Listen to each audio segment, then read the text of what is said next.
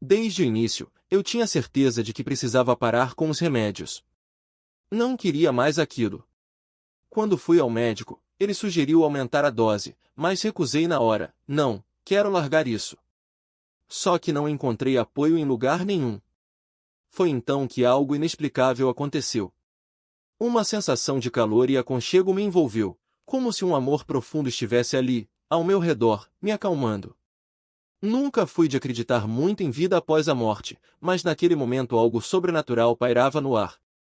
Era estranho, quase assustador. Eu sabia que estava sofrendo, que tinha errado feio, que havia feito escolhas ruins. E, de alguma forma, sentia que não haveria descanso. Como dizem, o preço do erro é a morte.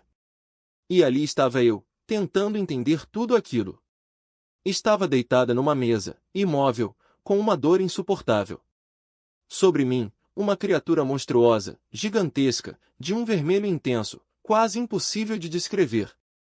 Só lembro do tamanho descomunal e da voz demoníaca dizendo: "Sinto o cheiro de sangue."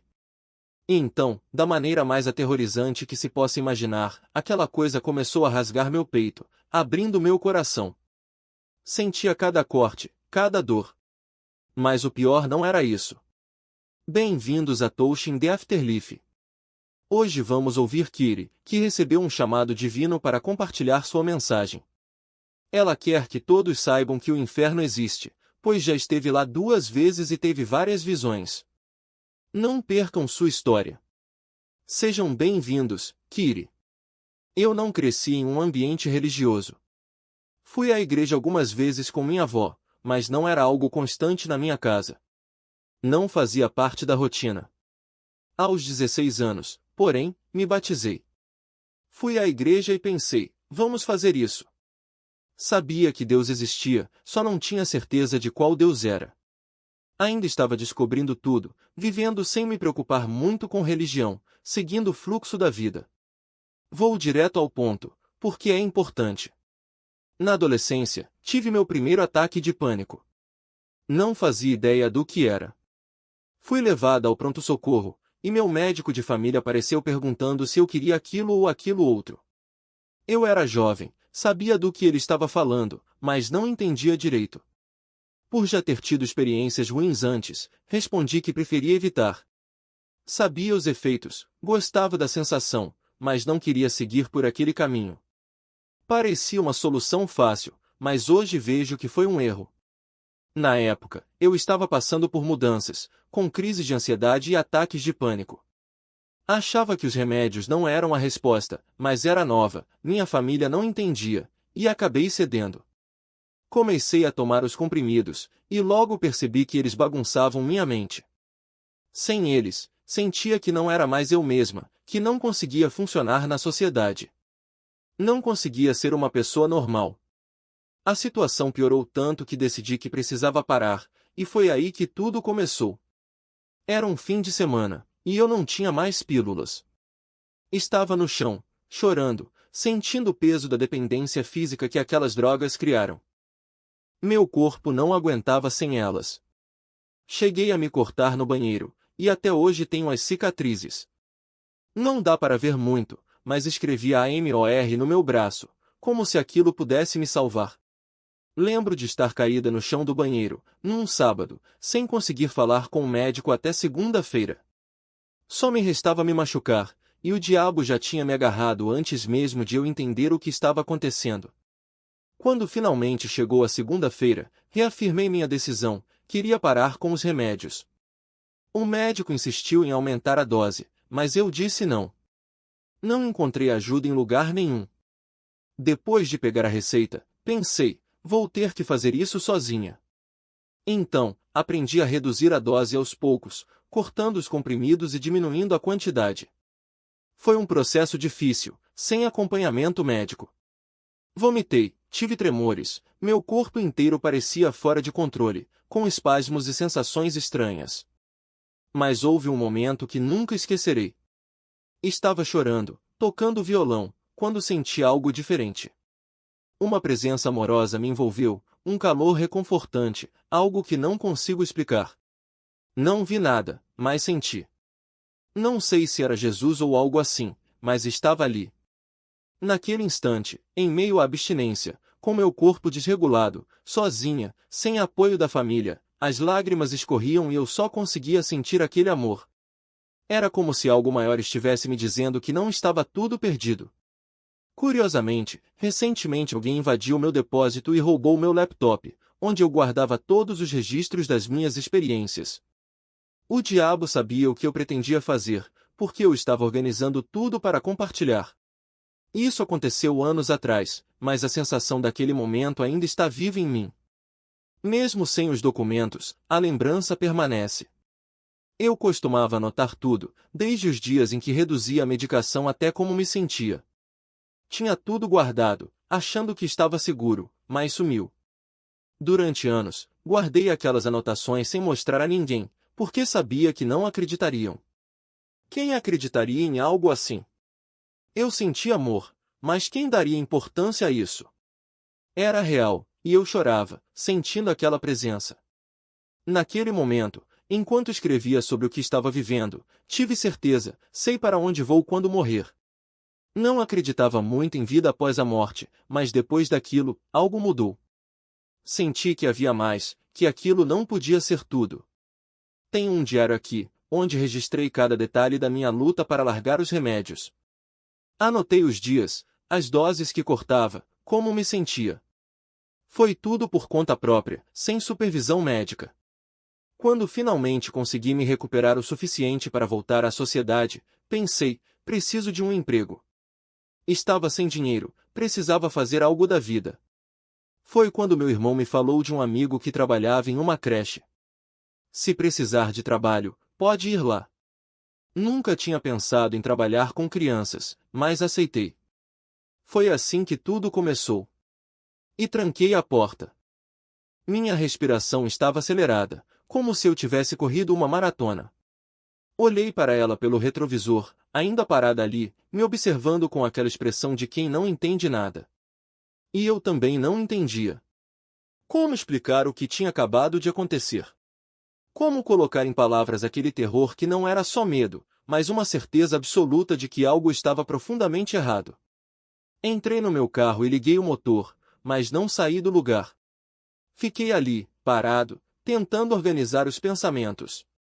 Era como se meu cérebro tivesse sido dividido em duas partes, uma que ainda estava presa naquela mesa, sentindo o peso do monstro sobre mim, e outra que tentava desesperadamente se agarrar à realidade. Isso não é real, eu repetia para mim mesmo. Isso não pode ser real. Mas a dor no peito era real. A sensação de que algo tinha sido arrancado de mim e recolocado de qualquer jeito era real. De repente, lembrei das palavras que meu irmão costumava dizer quando eu estava no fundo do poço com os remédios: você não tá sozinho nisso, cara. Mas precisa se agarrar em alguma coisa. Na época, eu não dava bola. Agora, porém, elas ecoavam na minha cabeça como um alerta. Eu precisava me agarrar em alguma coisa. Qualquer coisa. Desliguei o carro e voltei para dentro da creche. As luzes estavam apagadas, mas a claridade da lua entrava pelas janelas, iluminando os brinquedos espalhados pelo chão e os desenhos nas paredes. Fui até a sala dos bebês, onde tudo tinha começado. Os adesivos dos macaquinhos ainda estavam lá, caindo naquele abismo imaginário. Só que, dessa vez, não senti medo. Senti raiva. Raiva de mim mesmo, por ter deixado aquilo chegar tão longe. Raiva por ter aceitado aquele baseado, por ter me colocado em uma situação que eu nem sabia direito como descrever. Peguei meu celular e liguei para meu irmão. Ele atendeu no terceiro toque, a voz sonolenta. E aí, mano? Tudo certo? Eu não sabia por onde começar. Preciso que você venha me buscar, foi tudo o que consegui dizer. Ele não fez perguntas. Só respondeu, tô indo. Enquanto esperava, sentei no chão da creche, encostado na parede. As crianças dormiam nos berços, alheias a tudo. Eu as observava, tentando me acalmar. Elas confiam em mim, pensei. Elas nem sabem o que está acontecendo, mas confiam. E, de repente, aquilo fez sentido. Era como se uma pequena luz tivesse se acendido no meio da escuridão. Se eu tinha uma responsabilidade com aquelas crianças, por que não podia ter uma comigo mesmo? Quando meu irmão chegou, eu já tinha me levantado. Não contei tudo na hora. Só disse que tinha passado por algo estranho e que precisava de um tempo. Ele me levou para casa em silêncio, como se entendesse que eu não estava pronto para falar. E, de certa forma, ele entendia mesmo. Afinal, tinha me visto no meu pior. Nos dias seguintes, evitei a garota da creche. Não voltei a fumar. Não bebi. Não fiz nada que pudesse me levar de volta àquela sensação de estar fora do meu próprio corpo. E, aos poucos, as coisas começaram a se encaixar. Não no sentido de que eu tinha todas as respostas, mas no sentido de que eu tinha parado de correr delas. Comecei a ler mais, a buscar explicações que fizessem sentido para mim. Não só sobre o que tinha acontecido naquela noite, mas sobre tudo o que tinha me levado até ali. Uma coisa eu sabia, aquilo não tinha sido só um barato ruim. Não era só a maconha. Era algo maior, algo que eu ainda não conseguia nomear. Mas, pela primeira vez em muito tempo, eu não estava mais fugindo. Estava tentando entender. E, talvez, isso já fosse um começo. E comecei a digitar no celular, tentando registrar o que estava acontecendo da forma mais clara possível. Era como se, ao colocar as palavras no papel, ou melhor, na tela, eu pudesse dar algum sentido àquilo que não fazia nenhum. Mas a verdade é que, por mais que eu tentasse descrever, as palavras sempre pareciam pequenas demais. Como explicar algo que não cabe em nenhuma lógica? Como traduzir em frases o momento em que o tempo se dobrava, em que o corpo e a mente pareciam pertencer a dimensões diferentes? Eu não tenho mais aquelas anotações. Com o tempo, acabei apagando tudo, como se aquele arquivo fosse um peso que eu não queria mais carregar. Mas lembro bem do que escrevi, descrições soltas, frases entrecortadas, tentativas desesperadas de capturar o que não podia ser capturado.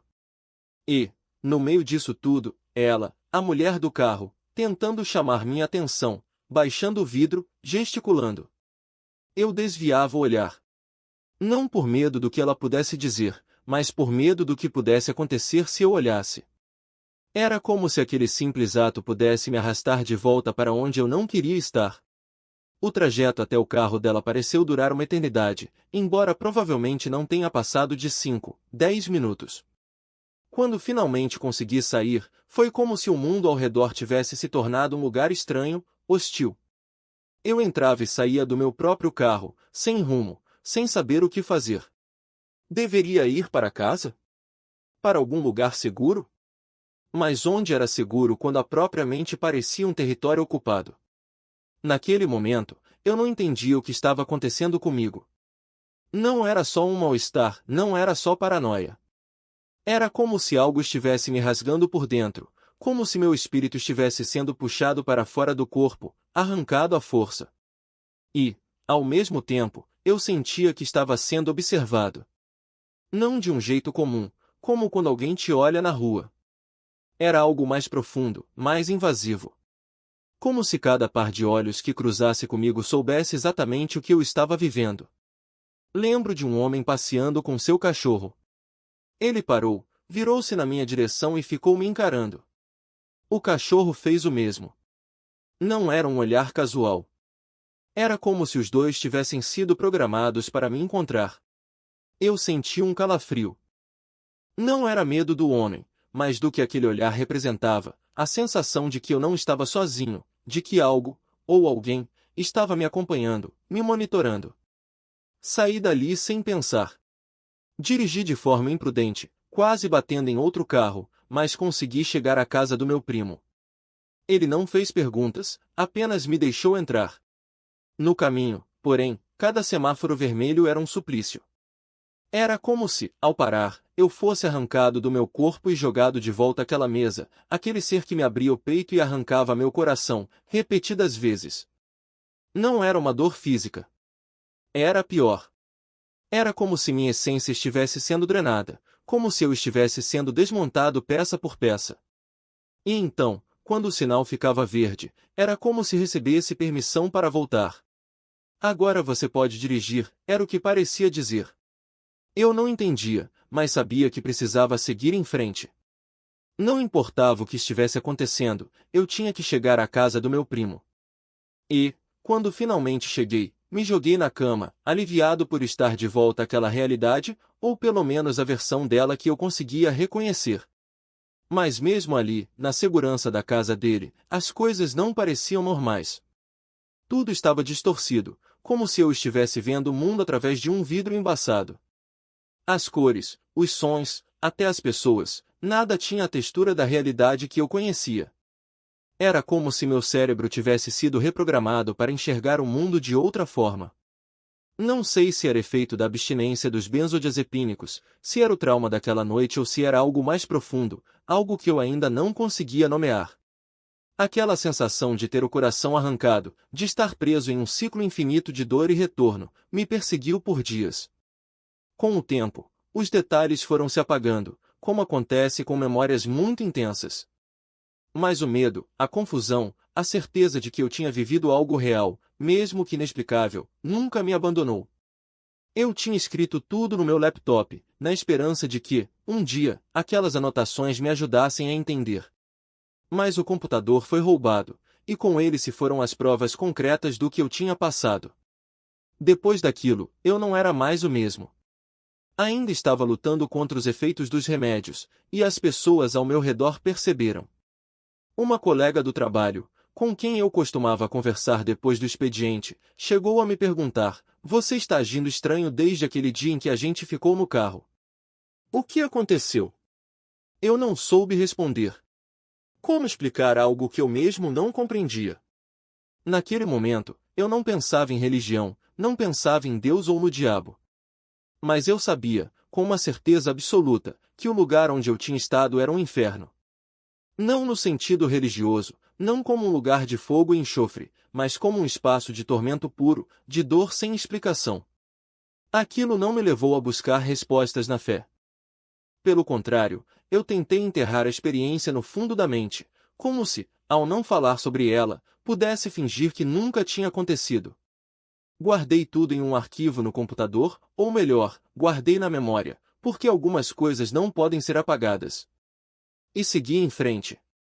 Foi nessa época que comecei a me questionar sobre quem eu era de verdade. Até então, eu tinha vivido seguindo o que os outros esperavam de mim, reprimindo partes de mim mesmo por medo do julgamento. Mas depois daquilo, algo dentro de mim mudou. Se eu tinha passado por algo tão extremo, tão fora do comum, por que continuar me limitando? Por que não viver do jeito que eu queria? Foi assim que comecei a explorar minha sexualidade. Não era uma rebeldia, não era uma fase. Era a constatação de que, se o amor entre duas pessoas é o que importa, por que eu deveria me envergonhar disso? Naquela época, o discurso de que amor é amor ainda não era tão difundido, mas eu já sentia isso na pele. E, de certa forma, aquela experiência sobrenatural me libertou. Se eu tinha sobrevivido àquilo, por que não poderia viver a vida que eu queria? Foi também nessa época que me aproximei do mundo espiritual, mas não da forma tradicional.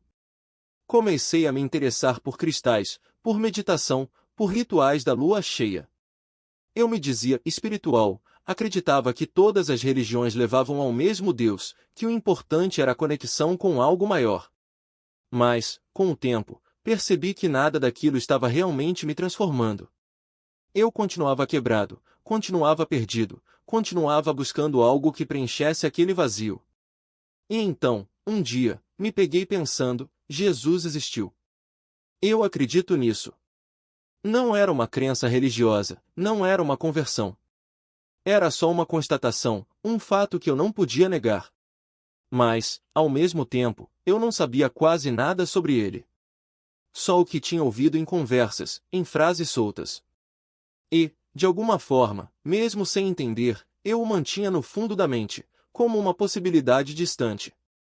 Aquele amor que eu tinha sentido antes da experiência, aquele calor, aquela sensação de ser abraçado por algo maior, tinha desaparecido.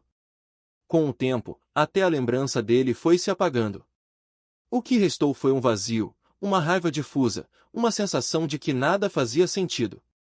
E foi nesse vazio que comecei a me perder em outras coisas, em rituais, em magias, em tentativas desesperadas de controlar o que não podia ser controlado. Eu tentava manifestar minha vida de todas as formas possíveis, mas nada funcionava. Lembro de algumas vezes em que visitei lojas de cristais, daquelas que também ofereciam serviços de videntes e médiuns. Sempre acabava conversando com eles, às vezes até de graça. Por que não? Eu pensava, sem me dar conta de que estava me expondo a influências que não entendia. Muitas coisas estranhas aconteceram depois disso, mas os detalhes se embaralham na memória. Uma dessas experiências, porém, ficou clara, foi uma visão induzida por drogas. Estava com um amigo, fumando como nos velhos tempos, quando fomos a um posto de gasolina comprar algo que hoje é proibido, mas na época era vendido livremente. Chamavam de alface do diabo, com um aviso ridículo de que não era para consumo, como se alguém fosse acreditar. Misturamos aquilo com a maconha, e de repente meu coração começou a bater tão forte que parecia que ia explodir. Nunca tinha sentido aquilo antes. Então, de repente, eu estava no espaço. Não foi assustador. Foi como se alguém tivesse me levado para fora do meu corpo, mas sem me tirar completamente dele. Eu continuava de pé, conversando com meu amigo, descrevendo o que via, não a sala onde estávamos, mas o que estava além. E o que eu vi nunca mais esqueci. Até tentei desenhar depois, eram mãos, como se fossem as mãos de um criador, segurando a Terra. O planeta não tinha cor, era só uma esfera, mas coberta por padrões geométricos, linhas conectando pontos como estrelas, tecendo uma rede invisível sobre tudo. A mensagem era clara, tudo estava interligado. Cada ação, cada escolha, afetava alguém em algum lugar, de um jeito ou de outro. Não importava se era bom ou ruim, o impacto existia. E ali, com o coração disparado e a mente flutuando entre dois mundos, eu entendi isso sem medo. Só aceitação. Até que voltei. De repente, estava de volta à sala, com o peito ainda acelerado e a sensação de que algo tinha dado muito errado. Era aquela substância, claro. Eu sabia que não deveria ter usado, mas na hora não pensei duas vezes. Depois, quando contei para as pessoas, algumas riram, outras duvidaram. Mas eu vi o que vi. A Terra era redonda, e havia algo, ou alguém, guiando tudo com uma precisão que não deixava espaço para dúvidas. Não era uma opinião. Era um fato que eu tinha testemunhado. Com o tempo, outras experiências se misturaram na memória, mas essa ficou. Não sei se foi por causa das drogas, das abstinências ou se, de alguma forma, algo maior queria que eu visse aquilo. Talvez fosse um sinal, um preparo para o que estava por vir. Porque, no ano passado, eu estava um caos. A depressão me consumia. Odiava tudo, o mundo, as pessoas, a mim mesma. Sempre me senti deslocada, como se não pertencesse a lugar nenhum. Não era só solidão, era a sensação de ser uma estranha neste planeta, como se tivesse nascido no lugar errado. E o pior era perceber a maldade ao meu redor, mesmo antes de saber nomeá-la. Trabalhei em asilos, em lugares tóxicos, onde vi abusos contra os residentes e onde, quando tentei denunciar, fui punida. Como se quem faz o certo fosse o problema, e não quem faz o errado. Empresas gananciosas, pessoas cruéis, um sistema que protege os culpados e castiga os inocentes. Fui demitida por defender um idoso. Fui traída por quem jurei lealdade. E lealdade, para mim, não é palavra vazia, é compromisso, é honra. Mas quantas vezes me decepcionaram? Quantas vezes me feriram? A raiva cresceu dentro de mim. Não era só tristeza, era um ódio profundo, um desejo de justiça que beirava vingança. Cheguei a pensar em acabar com tudo, mas havia uma coisa que me segurava, o medo do inferno. Não era amor, não era esperança, não era família.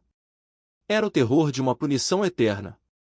E, em meus momentos mais sombrios, eu dizia a mim mesma, se um dia eu fizer isso, não vou sozinha. Vou levar comigo quem merece. Foi nesse ponto que cheguei em 2024. Não queria mais nada. Não via sentido em nada. Até que, de mim. Não era só uma questão de sair daquela rotina sufocante nos asilos, era uma necessidade de fazer algo, qualquer coisa, que me tirasse daquele poço. Então, decidi trabalhar em uma ala psiquiátrica. Mas aquilo não me fez bem. Machuquei-me lá, não por causa de um paciente, mas porque o lugar estava em ruínas. Acabei caindo e lesionando o quadril. E não parou por aí, as dores se acumularam. Minhas costas, que os médicos diziam estar relativamente bem, começaram a me trair. O quadril, agora, tinha uma lesão laboral, ou algo assim, com um nome que eu nem conseguia pronunciar direito. O tornozelo também não escapou. Tudo isso por trabalhar na área da saúde. E eu pensava, eu só queria cuidar das pessoas, amá-las. Por que estou sendo castigada assim? Foi quando percebi que meu plano tinha sido uma idiotice. Decidi sair, mas não sem antes deixar minha marca.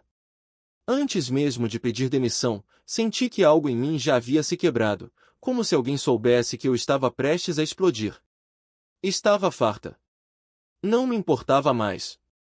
O que eu tinha para viver? Sentava-me em silêncio, ouvindo os barulhos da casa, pensando em como esse planeta é um lugar cruel. Não vou entrar em detalhes, mas basta dizer que, se você gosta daqui, algo está errado com você. Lembro-me de passar dias inteiros na cama, sem vontade de levantar. Mas, quando finalmente o fazia, fingia que tudo estava normal. Antes mesmo de saber o que era gula, já a praticava. Comia açúcar o tempo todo, mesmo estando em uma jornada de perda de peso. Depois, jejuava para compensar as calorias. A comida se tornou uma obsessão. Pensava, não posso voltar aos comprimidos. Já passei por isso.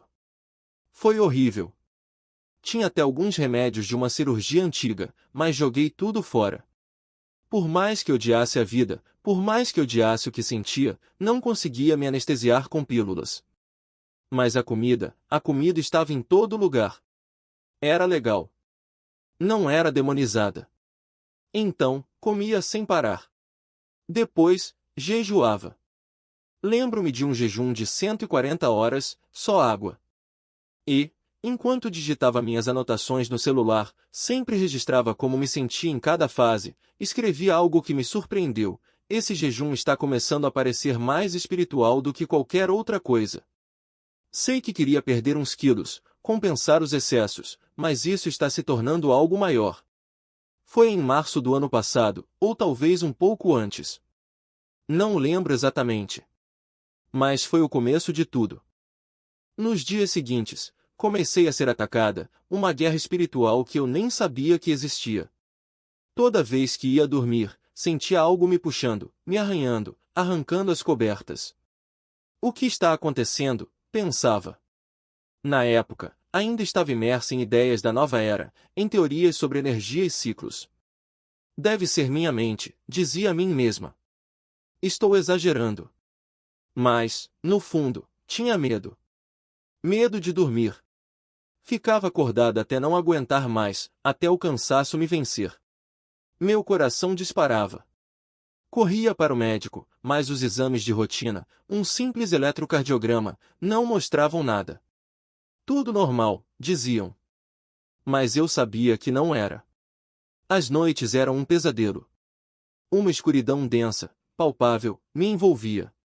Em um desses momentos, estava deitada no quarto, tudo apagado, quando senti uma corrente elétrica percorrer meu corpo. Era como se estivesse morrendo. Uma sensação de terror absoluto. De repente, não estava mais ali. Não era um sonho. Era uma visão. Um lugar que não era a terra, nem o céu. Era um vazio negro, mas com uma presença, uma escuridão que se podia sentir, um cheiro de enxofre que queimava as narinas. E então, como em um desenho animado, olhos vermelhos começaram a aparecer na escuridão. Só que não eram olhos de desenho. Eram reais. Eu estava encolhida, apavorada, quando uma voz demoníaca ecoou: "Sinto o cheiro de sangue." A voz mais assustadora que já ouvi. Comecei a correr, sem saber para onde, porque só havia escuridão. Os olhos vermelhos me perseguiam. Estava aterrorizada. E então, sem pensar, gritei: Jesus! Foi como se um trovão saísse da minha garganta.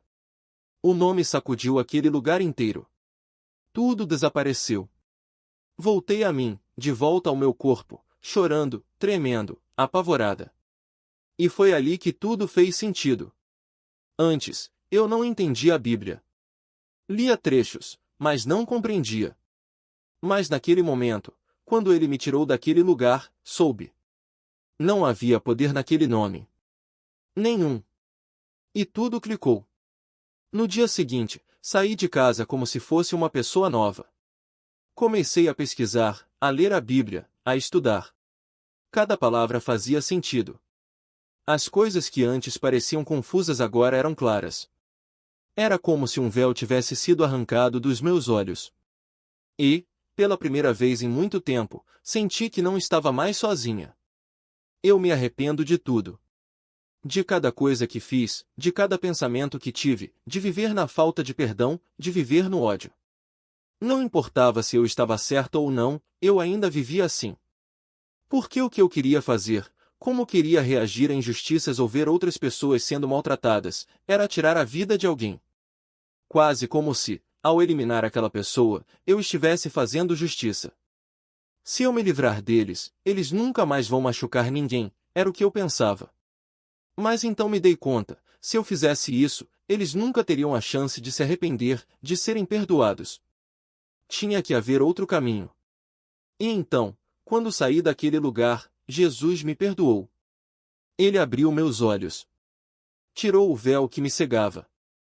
Eu estava mergulhado em engano, no esoterismo, colocando minha fé em cristais, em mim mesma, na minha própria sabedoria humana.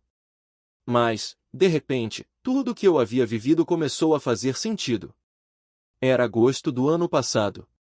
Eu me lembro de folhear meus antigos diários, reler anotações de experiências estranhas que tive. Em um momento, cheguei a pensar que não era real, que era uma alienígena ou algo assim. O que há de errado comigo? Por que não me encaixo neste mundo? Eu sentia que algo estava fora do lugar. Mas agora entendo, eu não sou deste mundo.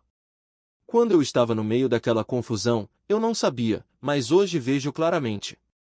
As pessoas que são deste mundo só querem o que o mundo oferece: fama, vaidade, coisas materiais. Nada disso nunca me atraiu. Por isso sempre me senti excluída, deslocada. Porque meu lugar nunca foi aqui.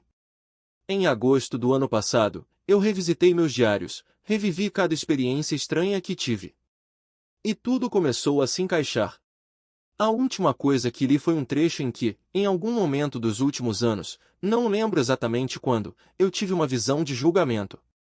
Eu estava diante de um púlpito enorme, e sobre ele havia um livro aberto. Aquela experiência foi mais intensa do que qualquer outra que já tive. Não sei em que ano escrevi isso. Se ainda tivesse meu laptop, poderia precisar a data, mas roubaram todas as minhas coisas. O que lembro é que não havia drogas, álcool, nada disso envolvido. Talvez tenha sido durante uma crise de abstinência de benzodiazepínicos, não sei. Mas o que ficou gravado foi aquele púlpito, aquele livro e a sensação de que estava sendo julgada. Eu me sentia morta. Como se aquele fosse o fim. E pedia perdão. Era aterrorizante, mais real do que qualquer coisa que eu já tivesse vivido. Mais real do que esta conversa agora. Não lembro o que aconteceu depois. Só sei que, por muito tempo, tive medo de dormir por causa de experiências sobrenaturais que vivi, fenômenos que vi, senti, presenciei. Quando o Senhor arrancou o véu dos meus olhos e comecei a pesquisar tudo o que havia passado, ligando cada experiência às Escrituras, tudo fez sentido. Tentei conversar com minha família, porque fiquei apavorada com a salvação deles. Se o Senhor me mostrou o estado da minha alma, a mim, que me achava justa, como seria com eles? Eu cuidava de idosos, ajudava estranhos, dava dinheiro para pessoas na rua. Pensava que era uma pessoa boa. Mas o perdão que não dei, os pecados que carreguei, a raiva que guardei, tudo isso escureceu minha alma. Se eu tivesse morrido naquele estado, meu destino seria o inferno. Um fogo eterno. Porque, naquela época, eu tinha pesadelos. Sonhava que caía em um poço sem fim, com níveis e mais níveis, e em cada um deles havia pessoas transformadas em zumbis. Sonhava com desastres, com coisas horríveis acontecendo o tempo todo. Mas hoje não tenho mais esses pesadelos. Às vezes, até rio quando algo do passado tenta me assustar. Se um espírito de medo se aproxima, eu o repreendo. Não tenho mais medo dessas coisas. Antes, tinha pavor até de acender as luzes à noite. Agora, não tenho medo do que já está condenado à destruição. Ainda tenho sonhos estranhos, mas não são mais como antes. Ele tirou os pesadelos de mim. Tirou todo aquele peso. Entre a experiência do inferno, com meu coração sendo arrancado repetidamente, entre ver a terra e como tudo está conectado, entre ficar diante daquele púlpito imenso com o livro aberto, pedindo perdão, e todas as outras coisas que vivi, como aquele calor de amor que senti em momentos de crise, tudo isso faz parte do meu passado. Sinto que fui levada a falar sobre isso porque muitas pessoas guardam seus testemunhos, suas experiências, com medo de que não acreditem nelas. Mas e daí? Se Deus quer colocar isso diante de outras pessoas, como estou fazendo agora, vai haver quem duvide. Não me importo. Eu também já fui incrédula. Mesmo vivendo aquelas experiências, se alguém me contasse algo parecido, eu não teria acreditado. É assim com a fé, Deus abre os olhos de quem Ele quer. Ele abriu meus olhos. Mostrou misericórdia para mim. Mostrou graça para mim. E, entre todas as pessoas, eu me identificava como bissexual naquela época. Não me importava com quem acabaria. Não me importava. Arrependi-me disso. Não tenho mais esse desejo. Sabe, o inimigo tenta voltar sempre que algo acontece comigo. Mas, no fim das contas, preciso perdoar, porque ele nos chama a amar uns aos outros e a tratar os outros como queremos ser tratados. Então, se alguém me maltrata, claro, às vezes a carne fala um pouco mais alto, mas no final eu oro por essas pessoas. É preciso orar por aqueles que nos perseguem, por tudo isso, porque eu sei o que é andar na carne, odiando tudo e querendo que o ódio se prenda aos outros. Esse é o trabalho do diabo: buscar matar e destruir. Se estou infeliz, quero que os outros também se sintam infelizes. Então, quando reconheço isso em alguém e eles tentam passar isso para mim, eu penso, eu vejo o seu estado espiritual, vejo onde você está. Você não está em um bom lugar. Por isso, só tento orar por essas pessoas. Mas, voltando às experiências, é difícil acreditar. Não dá para explicar o espiritual, sabe? Às vezes me pergunto, por que eu tive um testemunho de Jesus ou do céu? Não sei. Por que consegui ver ouro, diamantes e flores que nunca vi na terra?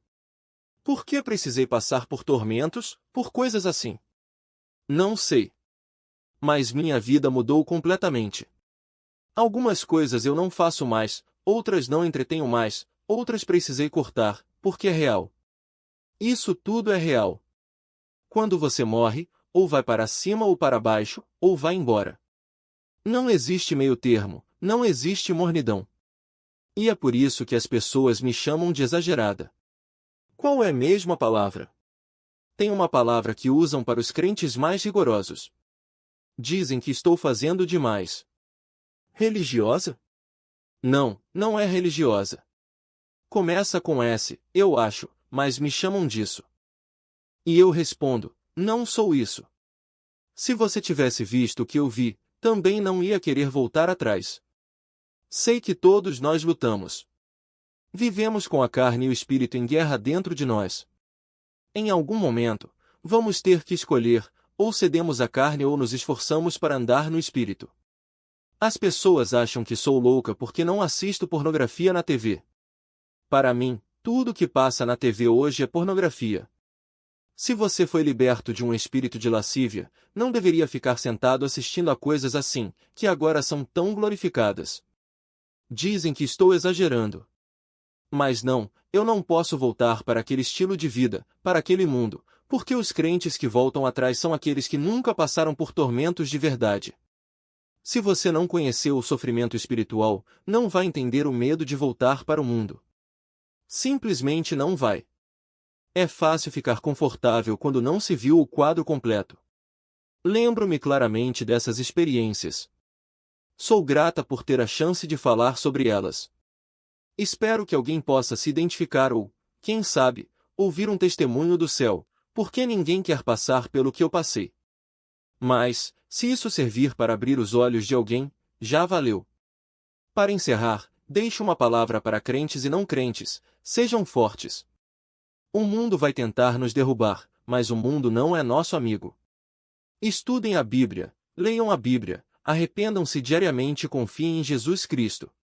Porque Ele me salvou. Eu já fui incrédula, e olha onde estou agora. Estou caminhando por esse caminho estreito da melhor forma que posso. Vou fazer uma oração por todos que estão assistindo ou ouvindo. Pai, em nome de Jesus Cristo, agradeço por essa oportunidade de falar sobre o que o Senhor me mostrou no Espírito. Toque os corações daqueles que estão ouvindo. Proteja-os, abençoe-os e mostre a eles o que me mostrou, mas de uma forma que eles entendam. Abra os olhos deles para a Bíblia, para a realidade perversa do mundo em que vivemos. Sua palavra diz que o Senhor tem planos para nós. Às vezes não sabemos exatamente quais são, às vezes nos sentimos confusos porque a vida parece ir em tantas direções. Mas, no fim, sabemos que o Senhor é o autor das nossas histórias. Quando colocamos nossa confiança e fé nele, tudo se encaixa. Pai, muito obrigada. Amém.